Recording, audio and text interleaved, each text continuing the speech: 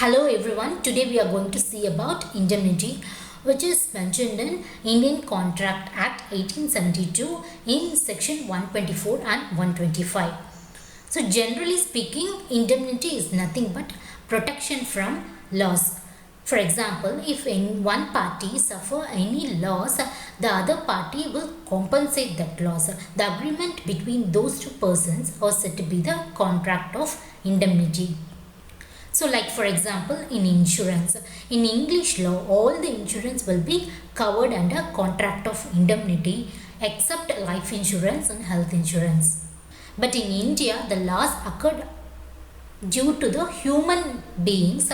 Those losses only will be covered under contract of indemnity. Let's say an employee is placed under the company. The company will get the indemnity bond, like say you want to retain in the company for at least 1 year. If you want to relieve, before that you have to sign the indemnity bond saying like you have to give 3 months salary to the company. That is, if the loss is occurred due to the employee has to compensate the loss in terms of salary of 3 months. This is one such example of indemnity. Let's say another example, if there is any car rental company, if you want to hire the car from the company, they will get the indemnity saying that if there is any damage to the car, we have to compensate that loss to the car rental company. Similarly, there are so many examples which we will see in this presentation. We will see the facts in Adamson versus Jarvis, an English case law that happened in 1827 to know more about the indemnity. In this case, Adamson is a auctioneer, that is, he will sell the goods at auction. So Jarvis is a client. So he owned a cattle which gives to auctioneer, and he asked to sell the cattle.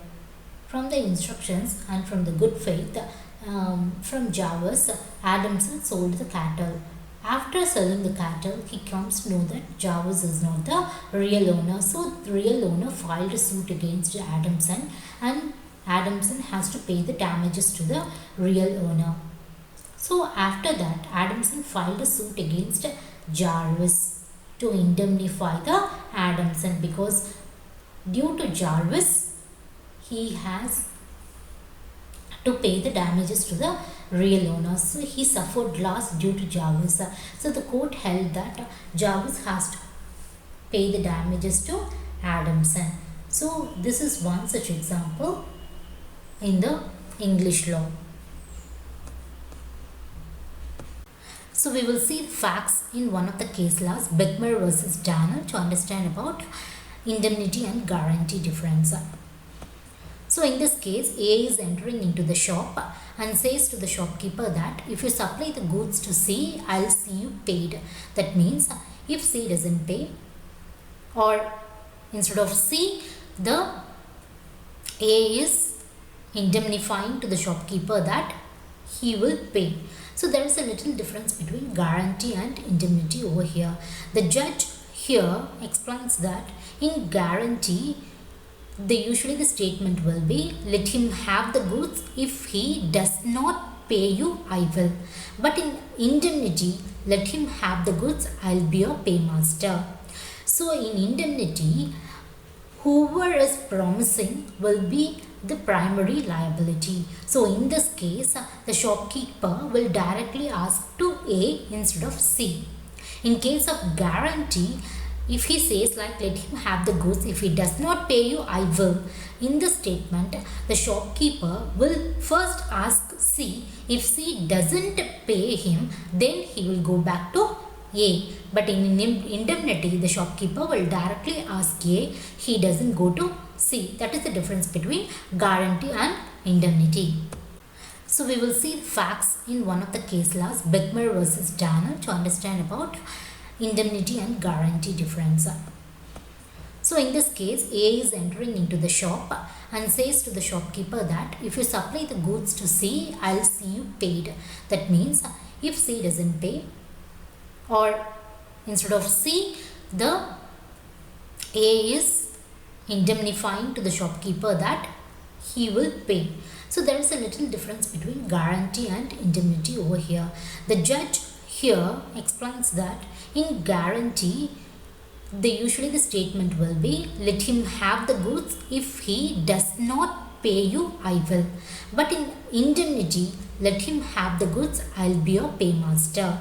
So in indemnity, whoever is promising will be the primary liability. So in this case, the shopkeeper will directly ask to A instead of C. In case of guarantee, if he says like let him have the goods, if he does not pay you, I will.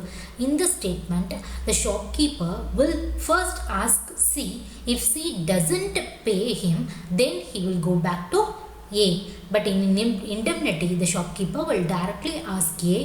He doesn't go to C. That is the difference between guarantee and indemnity. So in section 124 of Indian Contract Act 1872, contract of indemnity definition is given. As per the definition, what says is a contract by which one party promises to save the other from loss caused to him by the conduct of the promiser himself or by the conduct of any other person. So the one party is promising to the other, that is, he is giving the protection from loss. The loss will be caused either by the promiser or by any other person. So this is called contract of indemnity. So an illustration is given in this definition, that is, A is indemnifying B if C files a suit against B, and if B suffers any loss, then A is going to compensate the B. So this is one such contract of indemnity. So as per English law, the loss can be caused by any consequences of any act. But in Indian law, the loss have to occur due to human beings. So the scope of indemnity in English law is wider than Indian law. In Indian law, it is very narrower. That is, the loss occurred only due to the human beings.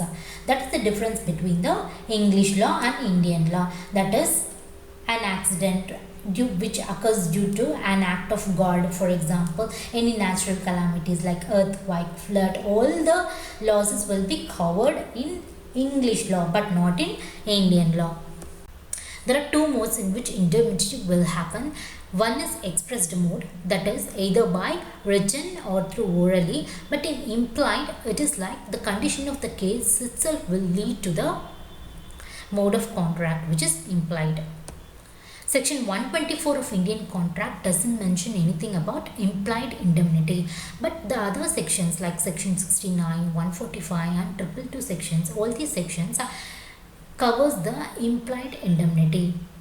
That is, even though there is no expressed contract of indemnity, there should be a compensation according to the circumstances of the cases. That is called implied indemnity. See, according to section 69, suppose if one person is bound by law to pay some money, then if other person has paid on his behalf, then this person has to compensate the other person. Suppose a tenant is paying the rent, revenue, tax on behalf of the house owner, then the house owner has to compensate that money to the tenant. That is what it is said to be if the person is bound by law to pay. Then the other person pays on behalf, then he has to compensate for that loss or money. In section 125, the contract happened between the principal debtor and the surety will be the implied indemnity. Suppose if surety pays for the principal debtor and he suffers any loss, then the principal debtor has to indemnify the surety. We will see the surety guarantee and all in the next subsequent sections, but now you will just remember that the agreement between the principal debtor and the surety will be the implied indemnity. The next is section 222. Here the principal agent relationship. So if any agent suffer any loss according to the instructions which happened from the principal, then the principal has to indemnify the agent if he suffers any loss.